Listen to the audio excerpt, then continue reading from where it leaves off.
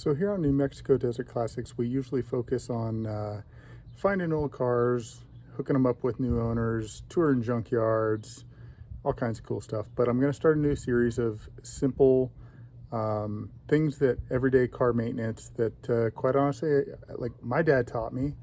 Not everybody's dad did, not everybody's mom did, not everybody had a source to learn easy stuff. So today, we're going to start with something that's very important. I'm going to start, it doesn't matter what kind of vehicle you have unless it's electric. But if you have a traditional internal combustion engine, you have a battery. So today's specimen is a 1995 Wrangler Sahara that I just picked up in a trade, and the battery terminals are gross. I don't feel like getting left somewhere because of a bad connection. So I'm going to teach you how to take them off, clean them, put it back together. Good connection keeps you on the road. Okay, so we're starting with the hood up. Always make sure to use your latch, whatever kind of vehicle you have. And as I mentioned, I just picked this up, so don't criticize me that this entire engine bay is kind of gross. It's only got 117,000 miles on it, almost 118,000 because I'm running the wheels off of it. But here's our battery. All right, so at some point, it is a Duralast, which is from AutoZone. Not bad batteries, not great, just kind of middle of the road. I have not done any cleanup on it, and I don't intend to until we get going on this. But a couple things to notice. One, when the person installed it, they put these nice little felt insulators on, one red, one green. You'll also notice that the ground cables are black. The power cables are red. They're not in great shape, not bad either, but I will tell you, do not ever just trust the color of your cables, okay? Depending on the age of your car and how many owners have monkeyed with it, somebody may have replaced a cable and not replaced it with the right color. So here we go.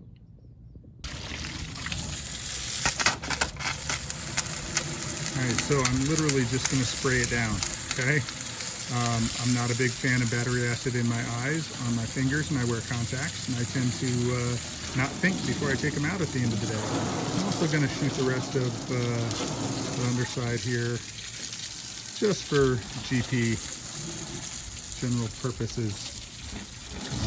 Kind of needs to be sprayed off so I can see what I'm doing on other things I'm going to show you how to do. So, you do want to make sure that everything can drain out of your engine compartment because you don't want this battery acid sitting down in the battery tray. All right, so here's the tools we're going to be using laying on the front bumper of the Jeep. This is specific for this vehicle because it's got a 13 millimeter or half-inch bolts on the connectors, on the clamps. Yours may be a 10 millimeter or an 8 millimeter depending on your vehicle. And then there's two types of post cleaners. So this kind fits down over the post and scrapes and then goes up into the lug, if you will, and reams it out. I am not a big fan of this one, mainly because mine is kind of cheap and it has fallen apart and I don't like it. I prefer this one.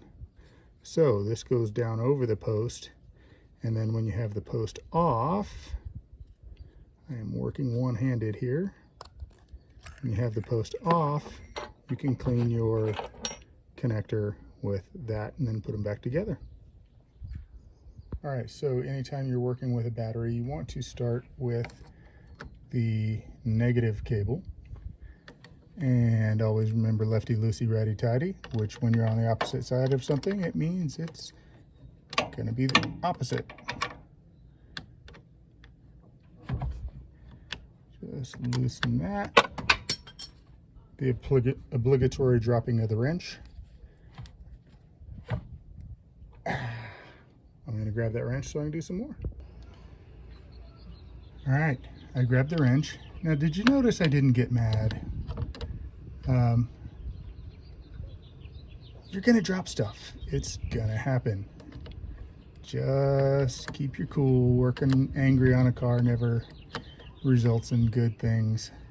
My dad tells me a story about a friend of his in the 70s who had an amazing GTO, got angry, slammed the hood while he was working on it, and it pushed a ratchet socket that was laying on top of the engine up through the hood.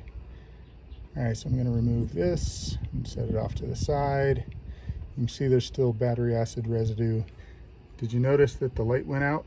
So the negative cable, if the battery isn't grounded, which is accomplished by this terminal, then there's no power coming through this terminal. And I do think I am going to have to replace these at some point. I'm not going to do it today. We're going to move over to the positive terminal.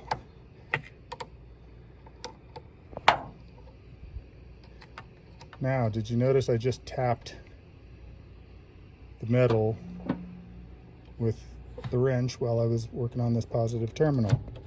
It did not short because I had removed the negative cable first. Off with that.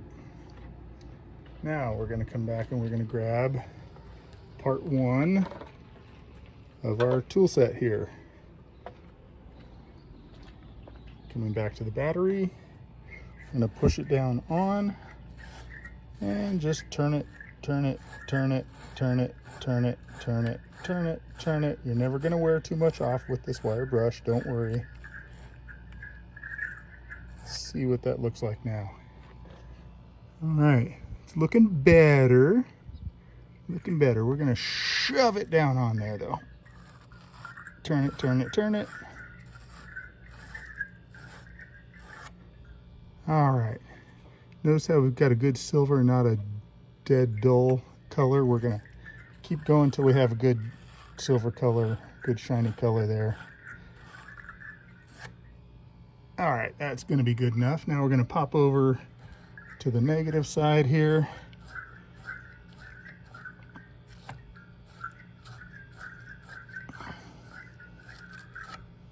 All right, look how nice that looks. All right, so the posts are good and clean now. In fact, I think I'm gonna brush this one a little more. This front side, the bottom part, didn't want to come clean. Okay, good enough. Top doesn't really matter because it's not going to be on your terminals aren't going to connect there anyway. Now, see down in there, see how that's kind of corroded? This is going to go down in there. Again, difficult to do it one-handed, but look at the crud that's coming out of the bottom of that thing. Corrosion is not a good conductor. You need every bit of the power coming out of your battery. See how good that looks down in there? I'm going to drop that back on. I'm not going to tighten it up yet. What did we forget to put back on? We forgot to put back on our little insulators. All right, so we're going to put this positive cable back on, that terminal. Now, righty-tighty, which is away from us. We're just going to tighten this up. Do not break it off. Okay? It doesn't take superhuman strength. You don't need a ton of torque on it. You just don't want it to ever move on you.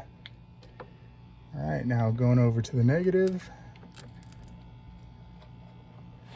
Pushing it all the way down. Tightening this up. Sorry if I lost you for a second on camera. And this one you want to make sure you get tight as well. I keep losing you on camera because I'm holding my phone in my left hand. My dad always told me I was ambidextrous. And then he would follow it up with, I could screw up with either hand. All right, so good and tight, good and tight. Folks, that's all there is to it. So that battery, again, I don't know how old it is. Let's see if I can see the manufacturers. Usually there's a sticker on it on top somewhere that's going to tell me just how old it is. They generally come in 1, 2, and 3-year batteries now. I do not see the manufacture date. I don't see the sticker on top of it. Oh, there it is. See where that says 620? That means this battery is from June of 2020. It is now July of 2024, so I should be planning on replacing the battery here pretty soon. But it's still getting the job done, and I need to do tires first. I'm not made of money. YouTube isn't paying me yet. I do have a real job. But, all right, there you have it. So I recommend just trust yourself. Believe in yourself that you can do this. Give it a shot. Clean up your terminals. You'll thank me later. As always, thanks for watching. Please hit the like and subscribe and notification bell. Subscriptions are still free. I don't charge anybody. Y'all have an outstanding day.